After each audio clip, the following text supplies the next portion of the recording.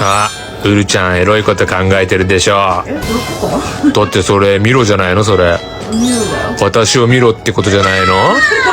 ねえ、そういうことでしょ。何？しかも今日着てるピンク色じゃないそれ。そう可愛くない？ね、なんでピンクの女ってこと？